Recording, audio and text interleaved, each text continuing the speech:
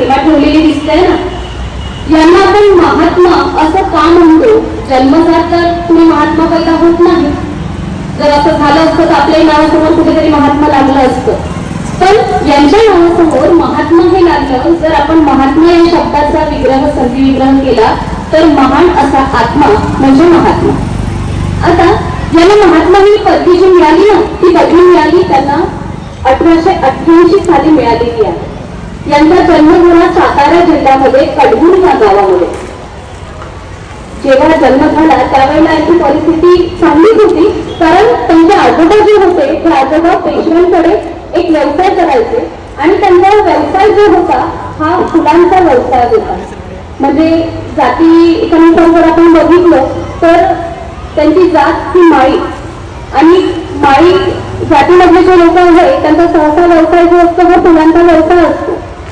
जर त्यांचं पूर्ण नाव बघितलं तर ज्योतिबा गोविंदराव गोरे असं यांचं नाव होतं. कारण आधीचं गोरे हे आडनाव जाऊन फुलांचा व्यवसाय असल्या कारणामुळे गोरे ऐवजी त्यांना फुले या नावाने ते परिचित झाले. आणि अनेक लोकांनी त्यांना महान असं नाव दिलं. त्यांच्या आजोबांपासून जे चालत आलेला पिढीजात व्यवसाय होता, हा पिढीजात व्यवसाय या ठिकाणी फुलांचा असल्या कारणामुळे फुले हे नाव त्यांना पडले. आता ज्योतिबा फुले जेव्हा जन्माला आले तेव्हा 1 वर्षानंतरच त्यांची आई ही मरण पावली. आईचं नाव होतं चिमणाबाई आणि वडिलांचं नाव होतं गोविंदरावजी. आई गेल्यानंतर त्यांचा सांभाळ त्यांच्या वडिलांनी केला. त्यांनी प्राथमिक शिक्षण घेतलं. शिक्षणाची अतिशय आवड, तल्लख बुद्धी, कारण ज्याप्रमाणे नाव आहे ज्योतिबा त्याप्रमाणे एक ज्योत जशी स्वतः जळते आणि इतरांना प्रकाश देते ना, तसंच या ठिकाणी ज्योतिबांचं व्यक्तिमत्व सुद्धा आहे बरं. कारण ज्योतिबांनी काय केलं की स्वतः ते या ठिकाणी शिकले, स्वतः तर शिकले पण समाजाला सुद्धा या ठिकाणी जागरूक केले.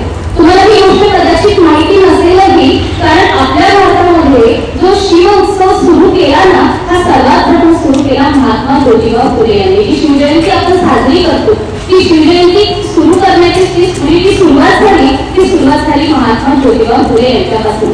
आणि शिवरायांवर जो पहिला पोवाडा लिहिला गेला ना, हा पहिला पोवाडा या ठिकाणी कोणी लिहिला तर हा पहिला पोवाडा लिहिला महात्मा ज्योतिबा फुले यांनी. आता एवढं मोठं व्यक्तिमत्व हो म्हणून तर त्यांना क्रांती सूर्य असं म्हणतात ना, कारण सूर्याचं जसं तेज आहे ना तसंच तेज या ठिकाणी आहे ज्योतिबा फुले यांचं. कारण ज्याप्रमाणे सूर्य हा प्रकाश देतो, तो प्रकाश देण्याचं कार्य हे केलं ज्योतिबा फुले यांनी. मग ज्योतिबा फुले शिकत असताना कमी वयामध्ये त्यांचं लग्न झालं 1840 ला. लग्न सावित्रीबाई फुले यांच्याशी झालं. जेव्हा त्यांचं लग्न झालं त्यावेळेला त्या काळामध्ये आपल्या समाजामध्ये अस्पृश्यता, दारिद्र्य याचं प्रमाण खूप जास्त होतं आणि उच्चवर्गीयांकडनं जे अस्पृश्य आहे, दलित लोक आहे, यांचा खूप जास्त छळ केला जात होता. मग याचं निर्मूलन करण्याचं कामही यांनी केलं. एकदा काय झालं, लग्न झाल्यानंतर ते एका मित्राच्या लग्न समारंभामध्ये गेले. तिथे गेल्यानंतर उच्चवर्गीय लोकांमधून ज्या अस्पृश्य लोकांचा किंवा दलित लोकांचा जो अपमान झाला तो त्यांना असह्य झाला आणि तेव्हापासून त्यांनी ठरवलं की नाही, मला माझ्या देशामध्ये अस्पृश्यता निर्मूलन करायचं आहे. म्हणून त्यांनी काय केलं तर त्यांनी सत्यशोधक समाजाची स्थापना केली. कारण त्या काळामध्ये कदाचित समाजशास्त्र विषय शिकले असाल तर माहिती असेलही, कारण सतीची प्रथा ही होती, पेशवपण होतं, विधवा स्त्रियांवर अन्याय अत्याचार केले जायचे, स्त्री विधवा झाली की तिला विद्रूप केलं जायचं. आता या ठिकाणी सतीची प्रथा अशी होती की तिचा पती गेल्यानंतर तिला त्याच सीतेवरती जायला जायचं. लोक बघायचे की कळपत होती, बाहेर येण्याचा प्रयत्न करत होती, पण लोक आवर्जून तिला त्या सीतेवरती जाळत होते. ही अशी प्रथा ही आपल्या डोळ्याने बघवणार नाही करत आणि त्यावेळेला आपल्या समाजामध्ये होती. ही प्रथा कुठेतरी बंद करायची म्हणून सतीची प्रथा बंद केली. सतीची प्रथा बंद केल्यानंतर मग दुसरं काय, मग त्या स्त्रीला विद्रूप करायचं. मग विद्रूप करायचं तर तिचं केशोपण करायचं, तिचे केस काढून टाकायचे डोक्यावरचे, म्हणजे ती विद्रूप दिसेल, म्हणजे कोणीही तिच्याकडे बघणार नाही. हे सुद्धा बंद करण्यामागे राजा राममोहन रॉय यांना सुद्धा या ठिकाणी मदत केली, ती म्हणजे महात्मा ज्योतिबा फुले यांची. त्यानंतर विधवा स्त्री जी समाजामध्ये वावरू शकत नव्हती त्या काळामध्ये, तर महात्मा ज्योतिबा फुलेंनी त्या स्त्रीला सुद्धा मानाचं स्थान मिळवून दिलं. त्यांनी पहिली शिक्षिका घडवली ती आपल्या घरापासून. जेव्हा मी तुम्हाला सांगितलं की ते लग्नामध्ये गेले तेव्हा त्यांनी ठरवलं की आज तिला शिकवण्याची गरज आहे, कारण आज जर ती शिकली ना तर ती संपूर्ण समाजाचा विकास करेल. म्हणून महात्मा ज्योतिबा फुलेंनी सुरुवात शिक्षणाची केली ती म्हणजे आपल्या स्वतःच्या पत्नीपासून. पहिले त्यांना शिकवलं आणि त्यांना सांगितलं की आज तू शिकली, एक स्त्री शिकली तर घराची प्रगती होते. म्हणून त्यांनी बाकी इतर स्त्रियांना सुद्धा शिकवण्याचं कार्य हाती घेतलं ते म्हणजे सावित्रीबाई फुले यांना. अतोनात कष्ट घेतले थोडा दोन्ही वागतात त्यांनी, पण त्यांना जो मान सहन करावा लागला ना, ज्याप्रमाणे असं म्हटलं जातं की अन्याय करणाऱ्यापेक्षा अन्याय सहन करणारा हा तितकाच दोषी असतो. पण बघा इथे काय झालं, इथे जेव्हा सावित्रीबाई घडून निघायच्या त्यांच्यावर दगडफेक, शेणाच्या डोळ्यांची फेक ही केली जात होती, शिवीगाळ केली जात होती. पण अशा अन्यायाला न जुमानता सावित्रीबाई फुले या एक पात्रासोबत घेऊन जायच्या. त्या ठिकाणी पहिली शाळा जी काढली होती ती म्हणजे 1848 त्या ठिकाणी पहिली शाळा काढली. ती शाळा पुण्याच्या बुधवार पेठ होती, भिडेवाडा या ठिकाणी पहिली शाळा काढली होती, पहिली मुलींची शाळा. या ठिकाणी जाऊन त्या शिकवत होत्या. लोकांनी दगडफेक केली, चिखलफेक केली, पण त्या जुमानत नव्हत्या. म्हणजे याही परिस्थितीमध्ये त्यांनी शिक्षण दिलं आणि त्यामुळे कुठे आज आमच्यासारख्या स्त्रिया ठिकाणी शिक्षित झालेल्या आपल्याला पाहायला मिळतात. एवढं मोठं शिक्षणाचं कार्य त्यांनी केलं म्हणून कुठेतरी यांना क्रांती सूर्य असं म्हणतात आणि सावित्रीबाई फुले यांना क्रांती ज्योती असं म्हटलं जातं. त्याच्या नावापासून त्यांचा अर्थ दडलेला आहे. त्यांचं नावच आहे ज्योतिबा. आपली ज्योत जेव्हा एका रूममध्ये पुन्हा अंधार असतो तेव्हा ती ज्योत जशी प्रकाश टाकते तसं प्रकाश टाकण्याचं काम या ठिकाणी केलं ते म्हणजे ज्योतिबा फुले. असे अनेक गुण आपल्या महाराष्ट्रामध्ये होऊन गेले म्हणून कुठे आपल्या महाराष्ट्राला फुले, शाहू आणि आंबेडकर यांचा महाराष्ट्र असं म्हटलं जातं. डॉक्टर बाबासाहेब आंबेडकर त्यांचं नाव ऐकलं असेल, 2 दिवसांनी त्यांची सुद्धा जयंती आहे. डॉक्टर बाबासाहेब आंबेडकरांनी सुद्धा महात्मा ज्योतिबा फुलेंना गुरु मानलं होतं, कारण महात्मा ज्योतिबा फुलेंनी जे सत्यशोधक समाजाची स्थापना केली ती कशासाठी, तर दलितांवर होणारे अत्याचार, स्त्रियांवर होणारे अन्याय, जे बालकामगार काम करत होते यांच्यावर होणारे अन्याय, या सगळ्यांवर लढा देण्याचं काम केलं ज्योतिबा फुले यांनी. जेवढे वर्ष आयुष्य मिळालं ना तेवढे वर्ष आयुष्य ते समाजासाठी जगले आणि त्यांनी आपल्या पत्नीलाही तसंच सांगितलं. ज्योतिबा फुले गेल्यानंतरही सावित्रीबाई फुलेने सत्यशोधक समाजाचं कार्य हे अविरत चालूच ठेवलं. अशा प्रकारे छोटासा दृष्टांत मला या ठिकाणी आठवतो की जेव्हा सगळं काम करून आल्यानंतर ज्योतिबा फुले रात्री झोपले. झोपेमध्ये एकदम त्या कंदिलाचा टिमटिमचा प्रकाश आणि त्या प्रकाशामध्ये अचानकपणे 2 व्यक्तीच्या प्रतिकृती येताना दिसल्या, ज्याला आपण सावली म्हणतो. ते झोपेत बरं का, गाढ झोपेमध्ये, आणि जसं आपण स्वप्न बघतो तसं 2 माणसं त्यांच्याकडे आलेली त्यांनी बघितली. चोर पावलांनी आली. त्यांनी अचानकपणे डोळे उघडले आणि एकदम त्यांना ते 2 पुरुष एकदम निराळ स्वरूपामध्ये समोर दिसले. कारण चोर जेव्हा चोरी करायला 2 मेकअप करून तर मुळीच येत नाही, तर तशा प्रकारे ते 2 जण आलेले होते. त्या दोघांना बघितल्यानंतर ज्योतिबा फुलेंना असं वाटलं की हे मला कशासाठी आले, माझ्याकडे चोरी करायला नाही आले. त्यांनी विचारलं, तुम्ही चोर ना? ते म्हणाले, नाही, आम्हाला तुझा प्राण पाहिजे, तुला मारण्यासाठी आम्ही आलेलो. मग मला मारायचं, बरं मला मारून तुला काय मिळेल? तर ते म्हणाले की तुला जर मारलं ना तर आम्हाला प्रत्येकी 1000 रुपये मिळणार. त्यावेळेला 1000 रुपये खूप झाले.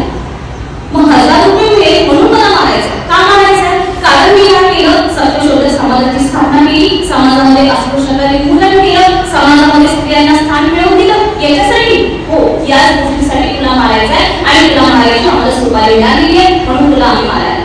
बरं, ज्योतिबा फुलेंनी म्हटलं ठीक आहे, मारायचं ना मार, मी चांगल्या प्रकारे तुझ्यासमोर उभा राहतो, पण मी केलेलं कार्य जे आहे यामध्ये तुमच्या स्त्रियांना सुद्धा शिक्षण मिळालं आहे. म्हणजे त्या 2 व्यक्तींना ज्योतिबा फुलेंनी आपल्या बोलण्यातून जे पटवून दिलं ना, तर त्यामध्ये ज्योतिबा फुलेंनी ज्या सांगितलेल्या गोष्टी होत्या त्या 2 व्यक्तींना एवढ्या चांगल्या समजल्या की ते 2 व्यक्ती या ज्योतिबा फुलेंचे अनुयायी म्हणून त्या ठिकाणी राहिले. मग आता ज्याने मारायला पाठवलं होतं त्याच्या विरोधामध्ये कट रचण्यासाठी या दोघांनी ज्योतिबा फुलेंना मदत केली आणि त्याच काळामध्ये ज्योतिबा फुलेंना तुरुंगातही जावं लागलं. मग एवढं चांगलं कार्य करणाऱ्या व्यक्तींना जर तुरुंगात जावं लागत आहे तर आजची स्थिती आपण बघतोय ना कशा प्रकारे या ठिकाणी कार्य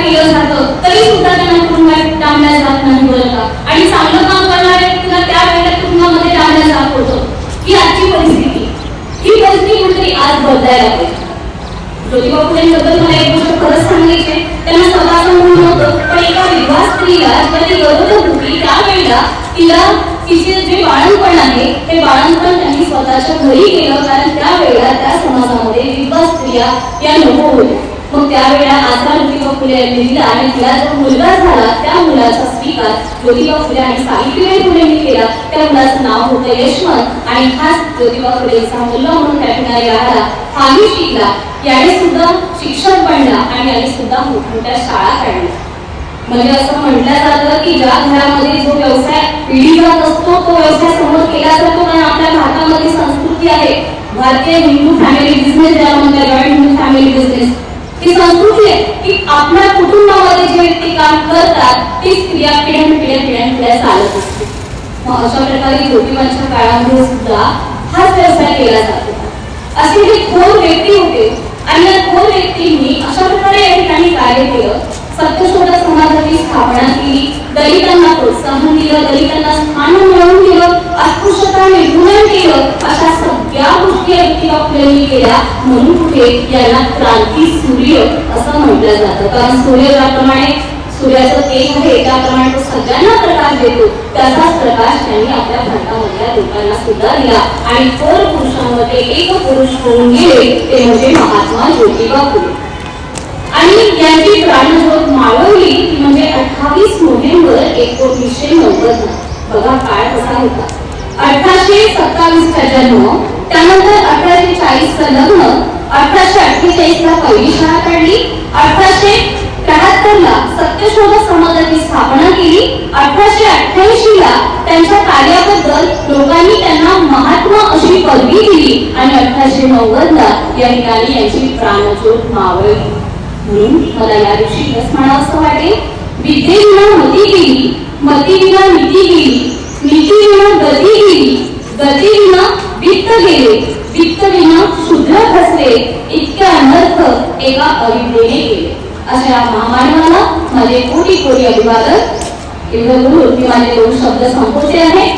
या ठिकाणी उपस्थित बालाजी माध्यमिक व उच्च माध्यमिक शाळेतील सर्व शिक्षक वृंद, माझे सर्व विद्यार्थी, या सर्वांनी मी सांगितलेल्या गोष्टी नीटपणे ऐकून घेतल्या याबद्दल मी शिक्षकांचं आणि माझ्या विद्यार्थ्यांचं या ठिकाणी आभार मानते आणि हा कार्यक्रम इथे संपला असं जाहीर करते. धन्यवाद.